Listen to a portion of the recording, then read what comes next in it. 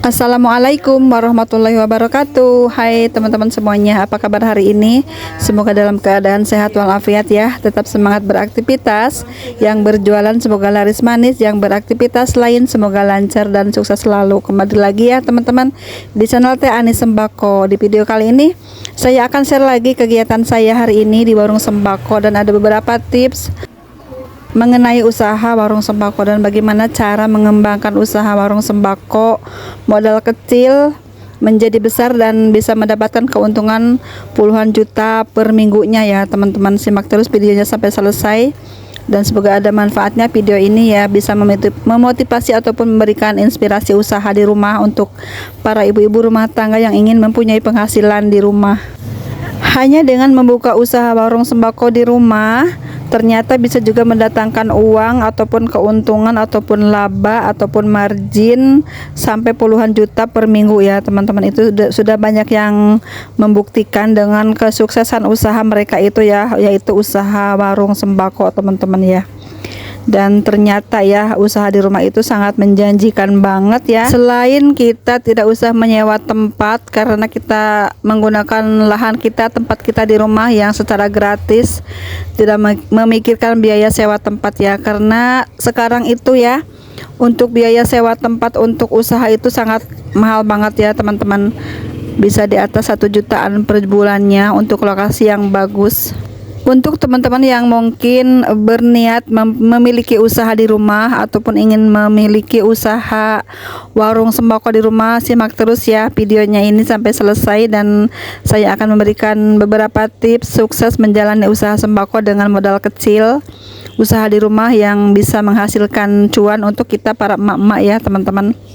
Mengingat peluang kerja di luar sana itu semakin sempit ya, banyak masyarakat Indonesia itu beralih ke bidang wirausaha teman-teman ya.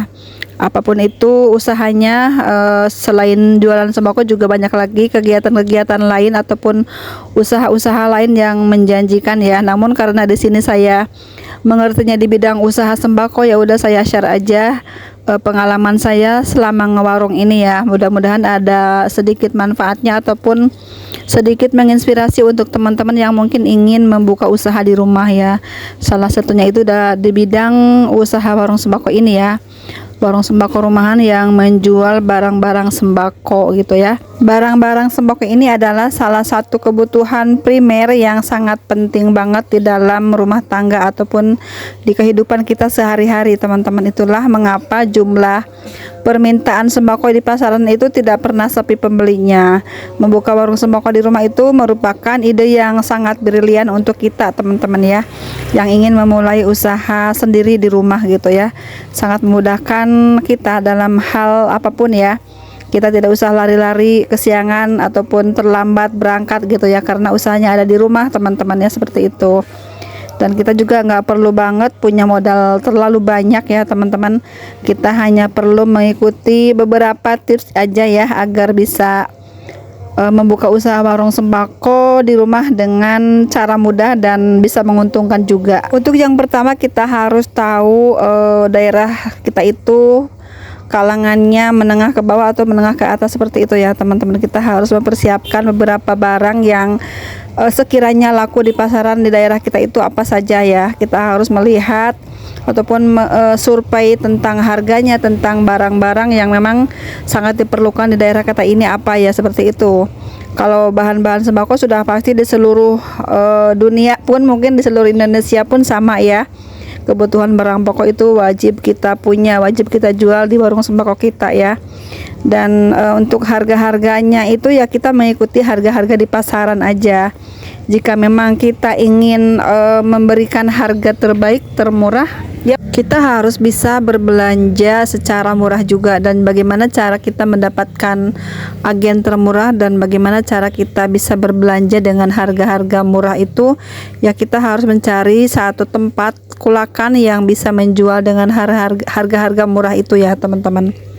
Di daerah kita itu pastinya banyak sekali ya tempat kulakan ataupun grosir-grosiran yang menjual barang-barang sembako ini, dan kita pilih salah satu agen tersebut yang paling murah teman-teman. Dan biasanya di daerah saya ini yang paling murah itu banyak dikunjungi orang-orang berbelanja gitu ya.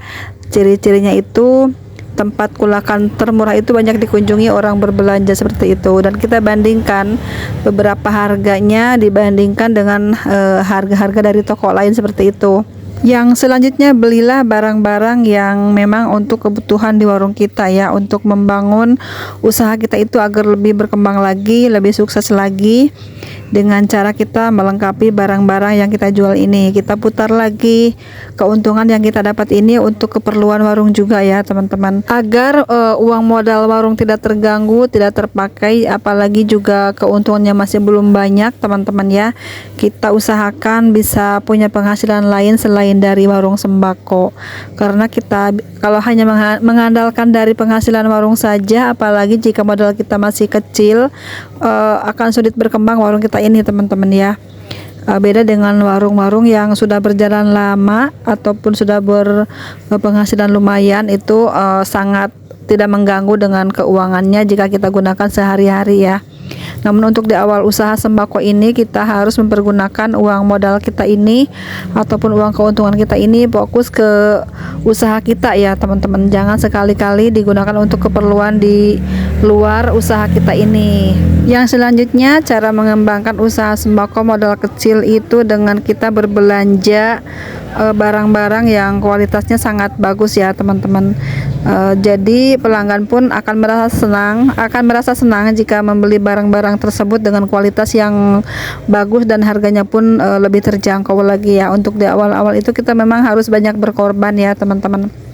Kita harus tahu caranya menarik pembeli, harus tahu caranya agar pelanggan itu tetap berbelanja ke kita ya, dengan cara kita memberikan yang terbaik untuk pelanggan kita ya, untuk calon pelanggan kita, dengan menyediakan berbagai barang yang kualitasnya bagus ya teman-teman, dan dengan harga-harga yang memang sangat terjangkau gitu ya. Yang selanjutnya, cara mengembangkan usaha warung sembako modal kecil tapi bisa berkembang itu dengan kita mengatur strategi penjualan dalam usaha ini ya teman-teman.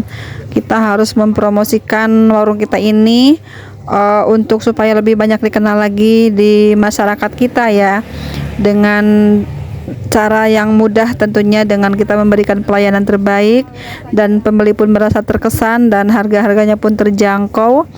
Pasti si pembeli tersebut akan mempromosikan secara gratis ya. Dari cara mereka berpromosi itu kita bisa dapat keuntungan yang lebih banyak, yang bisa dapat berdampak baik kepada usaha kita ini ya teman-teman. Kita bisa juga mengandalkan cara seperti pamflet ya, membikin satu grup. Misalnya di wilayah kita itu kan biasanya ibu-ibu tuh senang banget ya punya grup WA gitu ya, grup akun media sosial gitu ya teman-teman. Itu juga salah satu strategi kita untuk menggait para pelanggan baru ya. Biasanya di grup-grup itu kita bisa mempromosikan barang-barang kita ya, apa aja sih yang diminati tetangga kita itu, yang lagi booming tuh apa sih barang-barang sekarang gitu ya. Kita pun jangan ketinggalan jika ingin usaha kita maju dan sukses, itu kita harus berani berkorban di awal gitu teman-teman. Atau juga kita bisa mengadakan diskon ataupun promo spesial untuk sebulan pertama itu ya. Biasanya seperti itu sih, seperti di minimarket saat mereka opening itu, mereka memberikan harga-harga tertentu di barang-barang tertentu gitu ya, agar menarik para pelanggan untuk berbelanja ke warung kita teman-teman ya. Dan jangan lupa kita ucapkan juga terima kasih ya, dan berikan senyuman kepada mereka yang telah berbelanja di warung kita ini, agar mereka pun merasa senang dan puas saat berbelanja di warung kita ini dengan mendapatkan harga termurah dengan kualitas barang yang sangat bagus, dan pelayanan pun sangat baik, ramah dan menyenangkan bagi para pembeli itu teman-teman ya. Dan jangan lupa juga desainlah warung kita itu semenarik mungkin, semaksimal mungkin ya, agar barang-barangnya kelihatan gitu ya. Dan semua barang itu memang harus dipajang terlihat gitu ya, apalagi jika di awal kita buka harus semua kelihatan, ada harganya, biar pelanggan pun tahu ya kalau itu harganya sekian gitu teman-teman. Nah, dengan kita menerapkan tips seperti itu, insya Allah warung kita itu akan ramai pembeli dan pastinya kedepannya sangat diminati pelanggan ya teman-teman.